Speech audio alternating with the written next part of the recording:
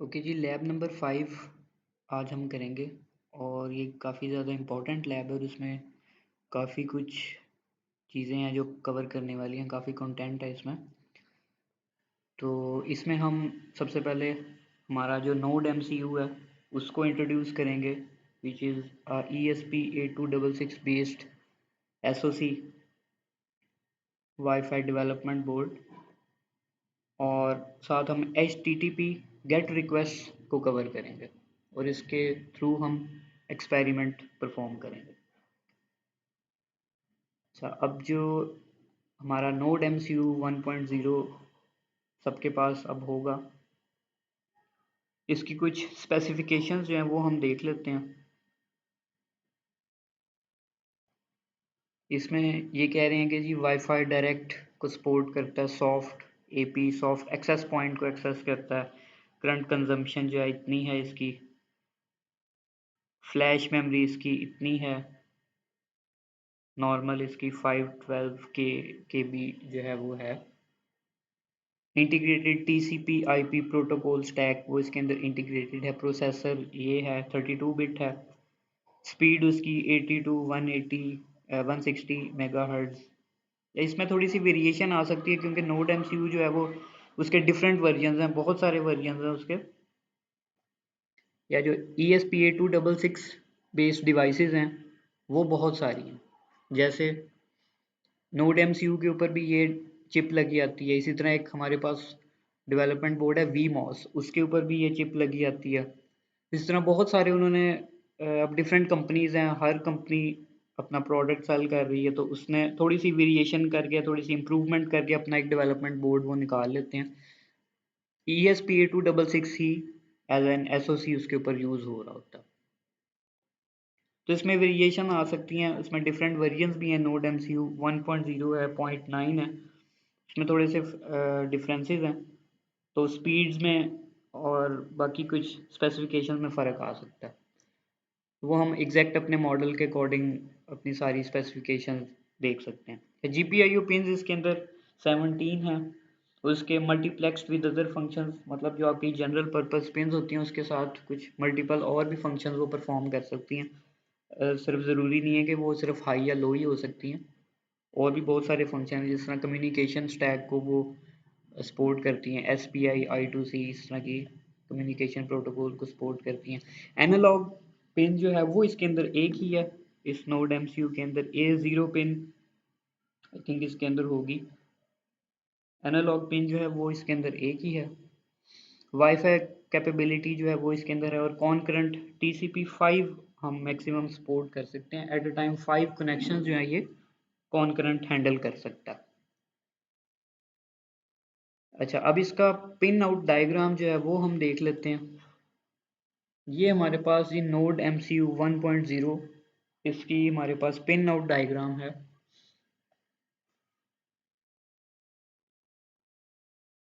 तो इसमें multiple GPIO pins हैं, कुछ आपके pass on board power supply, जिस तरह 3 वोल्ट आपको अपनी डिवाइस के ऊपर अगर आप फिजिकली उसको देखें तो 3 वोल्ट मल्टीपल ऑप्शंस आपको नज़र आएंगे। 3 वोल्ट, तो ये एक्चुअली 3.3 वोल्ट सप्लाई कर सकती है। ग्राउंड है, फिर GPIO पिन्स हैं, फिर UART की पिन्स हैं। तो इन पिन्स को हम थोड़ा सा देख लेते हैं, मज़ीद इनकी डिस्क्रिप्शन एक टेबल बना हुआ है। माइक्रो USB वो ऑब्वियस है, 3.3 वोल्ट रेगुलेटेड पावर सप्लाई आपको मिलेगी। V in external power supply अगर आपने अप्लाई करनी है तो वी इन पिन जो है यहाँ पे आप ये अप्लाई कर सकते हैं। एनेबल और रीसेट पिन्स हैं, इनको अगर आप हाई करेंगे या अगर ये एक्टिव लो है या एक्टिव हाई है उसके अकॉर्डिंग हाई और लो करने से ये रीसेट हो जाएगा। एनालॉग पिन इसके अंदर मैंने आपको जैसे बताया A0 एक ही पिन है जो कि यहाँ पे सिचुएटेड है, A0 टॉप लेफ्ट कॉर्नर पे। GPIO पिन इसके अंदर टोटल 16 है। SPI की जो पिन्स हैं, कम्युनिकेशन प्रोटोकॉल है हमारे पास जो अभी हमने कवर नहीं किया।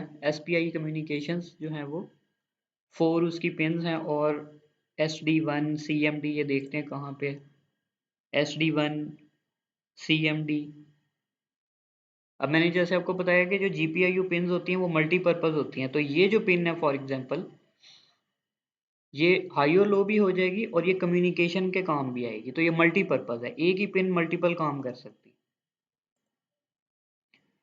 इसी तरह UART की पिन्स हैं, वो उसने बताया है कि जी TX D0 RX D0 जो कि यहाँ पे है GPIO 3 GPIO 1 और ये जो सेकंड UART है वो यहाँ पे सिचुएटेड है। I2C पिन्स भी ये सपोर्ट करता है, इसके अंदर एक या दो डिजिटल पिन्स हैं, उनमें से वो I2C कम्युनिकेशन को भी सपोर्ट करती हैं, वो हम फाइंड आउट कर लेंगे जब हम I2C के ऊपर एक्सपेरिमेंट करेंगे।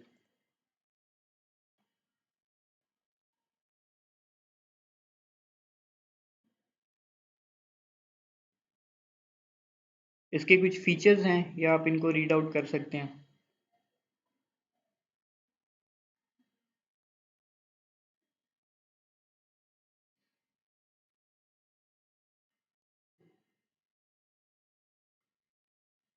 इसके अंदर आर्डिनो प्रोग्रामिंग भी हो जाती है और प्लस इसमें हमारे पास एक लुआ प्रोग्रामिंग लैंग्वेज होती है, उसकी स्क्रिप्टिंग के साथ भी हम इसको प्रोग्राम कर सकते हैं, तो उसको भी ये सपोर्ट करता है। नोड जेएस शायद आपको पता हो, एक बैकएंड पैकेज है जो कि वेब के अंदर बहुत ज़्यादा यूज़ होता है। अब चूंकि ये जो डिवाइस है ये नेटवर्क के साथ कम्युनिकेशन के लिए काफ़ी ज़्यादा यूज़ होती है, तो नोड जेएस के साथ भी इसकी सपोर्ट जो है वो अवेलेबल है। और इसमें जो फीचर जो हाईलाइट करते हैं वो ये है कि ये क्विक आईओटी या रैपिड आईओटी प्रोटोटाइपिंग के लिए यूज़ होता है, कि आपने क्विकली कोई आईओटी एप्लीकेशन बनानी हो तो आप इसके थ्रू बड़ी आसानी से बना सकते हैं। अच्छा, अब इसकी जो पिन मैपिंग है वो थोड़ी सी वियर्ड किस्म की है, मैं कहूँगा। वो मैं अभी आपको दिखाता हूँ कि किस तरह से वियर्ड है।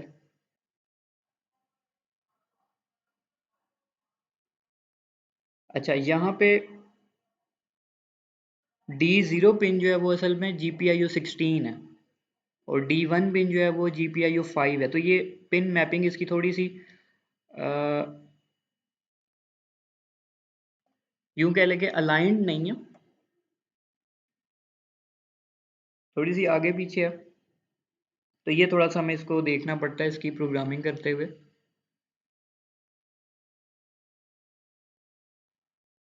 अब ये जो पिन्स हैं ये D0 D1 ये जो D सीरीज है इसके थ्रू भी ये हम इसको कर सकते हैं, कॉल कर सकते हैं इन पिन्स को, लेकिन इन GPIO पिन्स के थ्रू भी हम कर सकते हैं, दोनों ऑप्शन हैं।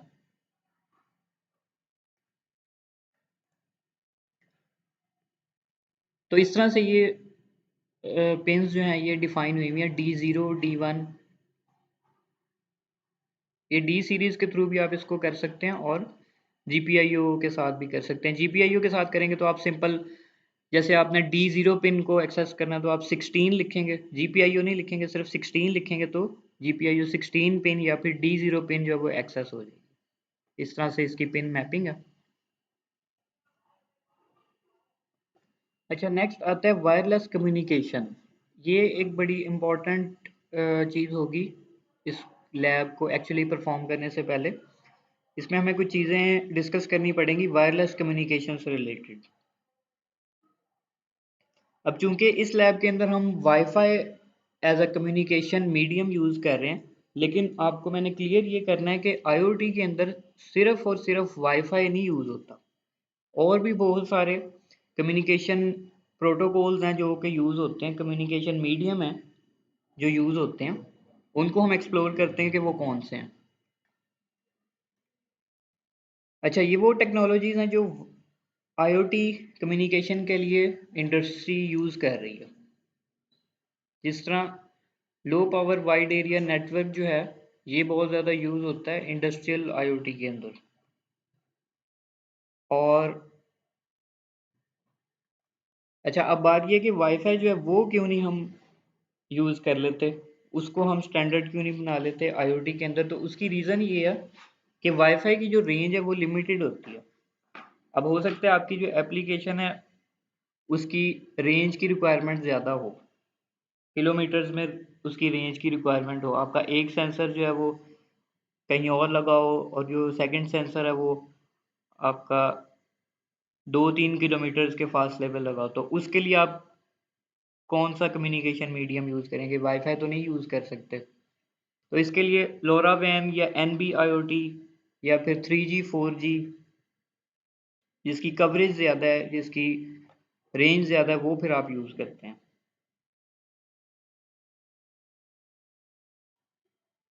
प्लस उसके रेंज के अलावा और भी बहुत सारे बेनिफिट्स हैं। वो ये कि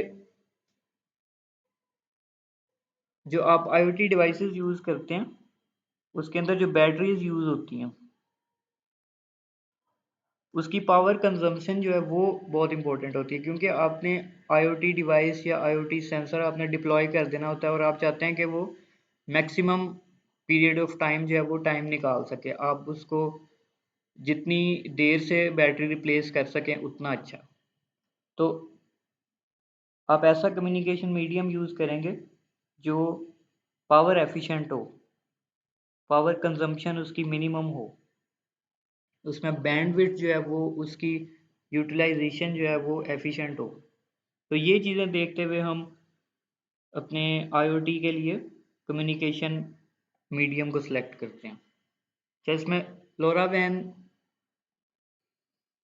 यूज़ होता है, सेलुलर 3G 4G 5G ये बहुत ज़्यादा यूज़ होता है आईओटी के अंदर। फिर जिगबी, शायद आपने सुना हो, वायरलेस स्टैंडर्ड है, जिस तरह वाईफाई एक वायरलेस स्टैंडर्ड है इस तरह जिगबी भी है, और कुछ और भी मैश प्रोटोकॉल्स हैं। जी वेव भी आजकल यूज़ हो रहा है काफ़ी। तो सबके अपने फीचर्स हैं, अपने बेनिफिट्स हैं, अपने ड्रॉबैक्स हैं। तो बताने का मकसद ये है कि सिर्फ वाईफाई जो है वो कम्युनिकेशन प्रोटोकॉल नहीं है, और भी बहुत सारे मीडियम हैं जिनके थ्रू आप आईओटी को डिप्लॉय कर सकते हैं। अब इसमें ब्लूटूथ आ जाता है, ब्लूटूथ लो एनर्जी, ये भी बहुत ज़्यादा यूज़ होता है। ये इस वजह से यूज़ होता है कि लो एनर्जी है, बहुत ज़्यादा कम कंजम्पशन जो है वो लेता है आईओटी डिवाइसेस के लिए। वाईफाई ये तो आपको पता है कि ये यूज़ होता है। RFID जो है ये भी काफ़ी ज़्यादा यूज़ होता है आईओटी एप्लीकेशंस के अंदर। अच्छा, अब इसमें ज़रूरी नहीं है कि हर डिवाइस जो है वो इंटरनेट के साथ कनेक्ट हो। ये एक समझने वाली बात है कि ज़रूरी नहीं है कि हर डिवाइस आपकी, हर आपके नेटवर्क के अंदर जो हर डिवाइस इंस्टॉल्ड है वो डायरेक्टली इंटरनेट के साथ कम्युनिकेट कर रही हो, ज़रूरी नहीं है। आईओटी के अंदर यूजुअली ये होता है कि आप एक गेटवे बना लेते हैं, वो गेटवे इंटरनेट के साथ कनेक्टेड होता है। बाकी जो डिवाइसेस हैं वो आपकी, जैसे आपने कोर्स में देखा होगा कि एज डिवाइसेस होती हैं, कुछ गेटवे डिवाइसेस होती हैं। जो एज डिवाइसेस होती हैं वो कोई ना कोई प्रोसेसिंग कर रही होती हैं या सेंसर से डाटा रीड कर रही होती हैं और आगे सेंड कर रही होती हैं। वो डायरेक्टली, अगर आपके पास मल्टीपल सेंसर्स लगे हुए हैं तो आप उन सेंसर से डेटा कलेक्ट करेंगे और मेन गेटवे को ट्रांसफ़र करते रहेंगे, और वो जो मेन गेटवे सिर्फ वो इंटरनेट के साथ कनेक्ट होगा और वो क्लाउड के ऊपर आपका डाटा जो है वो ट्रांसफ़र करता रहेगा। तो ज़रूरी नहीं है कि हर डिवाइस जो है वो इंटरनेट के साथ कनेक्ट हो। तो होता ये है कि फॉर एग्जांपल आपके पास एक यूज़ केस है कि आपके पास एक क्लोज रीजन में या एक रूम के अंदर डिफरेंट सेंसर्स लगे हुए हैं, और आप उन सेंसर्स का जो डेटा है वो रीड करके, फॉर एग्जांपल एक आपके पास टेम्परेचर सेंसर है, एक आपके पास लाइट सेंसर है, ठीक है, और एक ह्यूमिडिटी सेंसर है, कुछ इस तरह से सेंसर्स लगे हैं, आप उस रूम को मॉनिटर करना चाह रहे हैं। तो अब आप ये तो नहीं करेंगे कि हर जगह आप अ, ऐसी डिवाइस लगाएंगे जो डायरेक्टली इंटरनेट के साथ कनेक्ट हो। आप ये करेंगे, फॉर एग्जांपल आप ब्लूटूथ यूज़ कर रहे हैं या ब्लूटूथ लो एनर्जी यूज़ कर रहे हैं, तो आप क्या करेंगे, आप ऐसी डिवाइसेस यूज़ करेंगे जो कि ब्लूटूथ यूज़ कर रही होंगी और वो उन सेंसर्स का डाटा कलेक्ट करके मेन गेटवे के ऊपर ट्रांसफ़र करेंगी, और वो जो मेन गेटवे है वो इंटरनेट के साथ कनेक्ट होगा। तो बाकी सारी डिवाइसेस आपकी ब्लूटूथ के साथ कम्युनिकेट कर रही हैं, उनके अंदर इंटरनेट कनेक्टिविटी नहीं है। तो वंस वो डेटा सारा जो सेंसर्स का डेटा है वो गेटवे के ऊपर चला जाएगा विया ब्लूटूथ या via Bluetooth low energy for example. Once वो कलेक्ट हो जाएगा उसके बाद आप उसको क्लाउड के ऊपर पुश कर सकते हैं और फिर वहाँ से रीड करके मोबाइल फ़ोन के ऊपर कोई मोबाइल एप्लीकेशन को या कोई वेबसाइट के ऊपर उसको मॉनिटर कर सकते हैं। तो इस तरह से ये IoT डिप्लॉय हो रहा होता है। तो बात करने का मकसद ये है कि वाईफाई इज़ नॉट IoT, इसमें और भी बहुत सारे कम्युनिकेशन मीडियम्स यूज़ होते हैं। लोरा वैन और cellular 3G NB IoT Pakistan के अंदर नहीं है अभी। तो सेलुलर और ये जो लोरा वैन है इनकी रेंज चूँकि बहुत ज़्यादा होती है तो ये काफ़ी ज़्यादा यूज़ होते हैं। जैसे एग्रीकल्चरल IoT डिप्लॉयमेंट्स हैं उनके अंदर काफ़ी ज़्यादा ये यूज़ होते हैं। क्लोज रीजन के अंदर ब्लूटूथ यूज़ हो जाता है। और फॉर एग्जांपल आपने किसी फैक्ट्री के अंदर लगेज की मॉनिटरिंग करनी है तो RFID आप उसमें यूज़ कर रहे होते हैं। होम ऑटोमेशन के अंदर अगर है तो आप एक लोकल वाईफाई नेटवर्क के थ्रू ये काम कर सकते हैं। इसके बाद नेक्स्ट हमने डिस्कस करना राउटर्स एंड एक्सेस पॉइंट्स। अभी आपको ऐसा ऐसा समझ आ जाएगी कि ये चीज़ें हम क्यों डिस्कस कर रहे हैं, क्योंकि हमने अल्टीमेटली जो हमारा एक्सपेरिमेंट है उनके अंदर ये सारे कॉन्सेप्ट्स असल में यूज़ होने, इस वजह से हम आहिस्ता आहिस्ता उसकी तरफ जा रहे हैं। राउटर्स और एक्सेस पॉइंट्स जो हैं उनको हम डिस्कस करते हैं कि वो क्या होते हैं। एक दफ़ा रिव्यू कर लेते हैं, वैसे आपको पता होगा।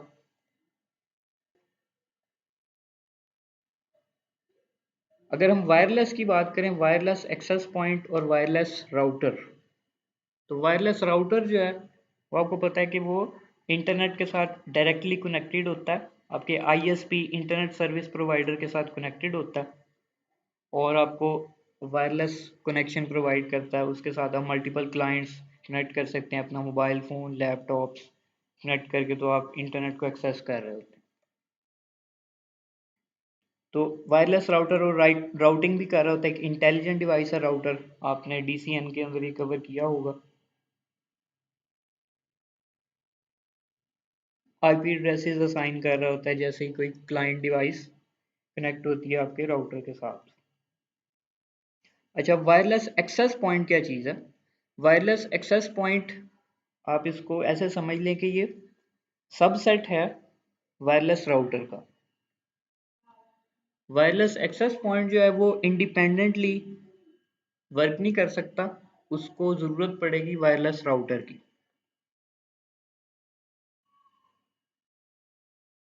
अच्छा, अब जो वायरलेस एक्सेस पॉइंट है उसके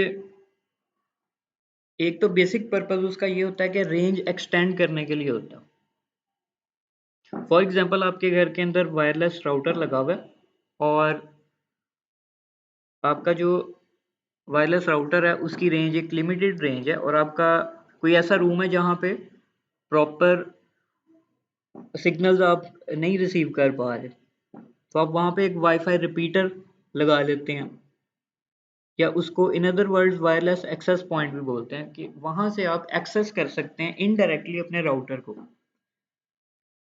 तो बेसिकली आपके इंटरनेट कनेक्शन की रेंज जो है वो बढ़ा रहा होता है। अच्छा, अभी इसके अंदर मजीद डिफरेंस आ जाता है, एक डायग्राम है, इससे भी आप समझ सकते हैं। ये इंटरनेट है आपका, ये आपका वायरलेस राउटर है, ये ISP जो इंटरनेट सर्विस प्रोवाइडर है उसकी केबल समझ लें कि ये वायरलेस राउटर के साथ कनेक्टेड है। अच्छा, अब जो वायरलेस एक्सेस पॉइंट है ये आगे वायरलेस राउटर जो है वो इसको कनेक्शन प्रोवाइड कर रहा है और आगे ये वायरलेस नेटवर्क आप इसको एक्सेस कर रहे हैं।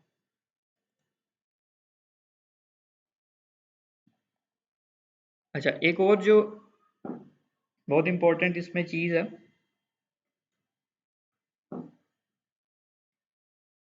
जो आपका वायरलेस राउटर होता है उसके अंदर आप नोट करेंगे वैन पोर्ट होती है, और जो आपका एक्सेस पॉइंट होगा उसके अंदर वैन पोर्ट कभी भी नहीं होगी। देखिए यहाँ पे ये आपका वायरलेस राउटर है इसके अंदर वैन पोर्ट है और कुछ लैन पोर्ट्स हैं, वाइड एरिया नेटवर्क की पोर्ट और लोकल एरिया नेटवर्क की पोर्ट।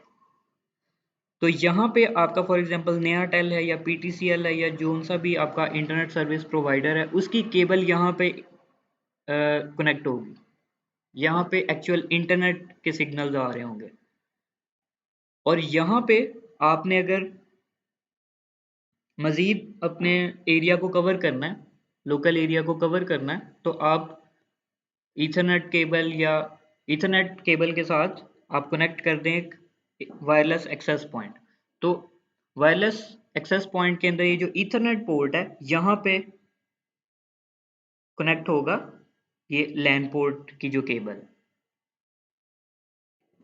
तो बेसिकली आपका जो वायरलेस राउटर है वो आगे प्रोवाइड कर देगा सर्विस किसको, वायरलेस एक्सेस पॉइंट को, और फिर आप वायरलेस एक्सेस पॉइंट को एक्सेस कर लेंगे। तो ये कुछ बेसिक कॉन्सेप्ट्स हैं जो आपको बहुत अच्छी तरह से क्लियर होने चाहिए। अब हमारी यूनिवर्सिटी के अंदर डिफरेंट एक्सेस पॉइंट्स लगे हुए हैं जो आप अपने मोबाइल फ़ोन के साथ या लैपटॉप के साथ वाईफाई को कनेक्ट कर लेते हैं। जो इंटरनेट सर्विस प्रोवाइडर्स हैं यूनिवर्सिटी के, उन्होंने सिर्फ एक राउटर को ही सप्लाई किया हुआ है, एक मेन राउटर को ही अपनी जो केबल है वो प्रोवाइड की हुई है, बाकी सारे एक्सेस पॉइंट्स ही एक्चुअली लगे हुए हैं। होपफुली ये मैंने आपको क्लियर कर दिया होगा। अच्छा, एक और बहुत इंपॉर्टेंट कॉन्सेप्ट है और बहुत इजी सा कॉन्सेप्ट है जो कि बहुत सारे लोगों को नहीं पता कि लैन और इंटरनेट में क्या फ़र्क है। फॉर एग्जांपल आपके जो घर के अंदर वाईफाई राउटर लगा हुआ है, आप अगर ये करें कि आप उसकी जो आईएसपी की केबल है वो आप उसको अनप्लग कर दें और राउटर को ऑन रहने दें, तो इससे क्या होगा, आपका मोबाइल फ़ोन जो है वो राउटर के साथ कनेक्टेड रहेगा, लेकिन आप नोट करें आपके मोबाइल फ़ोन के ऊपर लिखा आ रहा होगा connected but internet is not available, या इस तरह से कुछ लिखा आ रहा होगा। इसका क्या मतलब है? इसका मतलब ये है कि अब आपके पास सिर्फ लोकल एरिया नेटवर्क बचा, अब इंटरनेट नहीं है। आप राउटर के साथ कम्युनिकेट ज़रूर कर सकते हैं। आप फॉर एग्जांपल बाज़ार से एक नया वाईफाई राउटर लेके आते हैं और उसको सिंपली ऑन करते हैं, उसके साथ कोई केबल अटैच नहीं करते, कोई नेटवर्क केबल अटैच नहीं करते, सिंपली ऑन कर देते हैं, तो उसके वाईफाई सिग्नल्स जनरेट होना शुरू हो जाएंगे, आपका मोबाइल फ़ोन भी उसके साथ कनेक्ट हो जाएगा, लेकिन इंटरनेट की फैसिलिटी उसमें नहीं होगी। तो इन अदर वर्ड्स आपका मोबाइल या जो आपका क्लाइंट है वो आपके राउटर के साथ कम्युनिकेट कर सकता है, आपका राउटर भी उसके साथ कम्युनिकेट कर रहा है, आप कोई मैसेजेस भी ट्रांसफ़र कर सकते हैं विदाउट इंटरनेट, क्योंकि अब इस केस में वो सिर्फ एक कम्युनिकेशन मीडियम है विदाउट इंटरनेट। और जब आप इंटरनेट कनेक्ट कर देंगे फिर आप अपने क्लाइंट के थ्रू या राउटर के थ्रू इंटरनेट भी एक्सेस कर सकते हैं। तो ये एक बहुत इंपॉर्टेंट पॉइंट है, ये हम सबको पता होना चाहिए आईओटी के अंदर।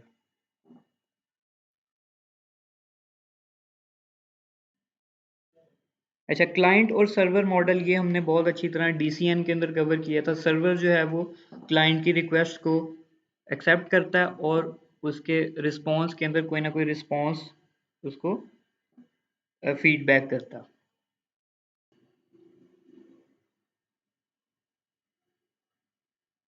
अच्छा, अब इस लैब के अंदर हमारा जो फर्स्ट टास्क है वो ये है कि हमने हमारा जो नोड एमसीयू है उसको हमने एक लोकल वेब सर्वर बनाना। लोकल वेब सर्वर, इसका क्या मतलब है? इसका मतलब ये है कि हमारा जो नोड एमसीयू है वो एक सर्वर की तरह एक्ट करेगा और वो क्लाइंट की रिक्वेस्ट को एक्सेप्ट करेगा और उनको रिस्पॉन्ड करेगा। अब ये काम किसके थ्रू होगा? HTTP प्रोटोकॉल के थ्रू होगा।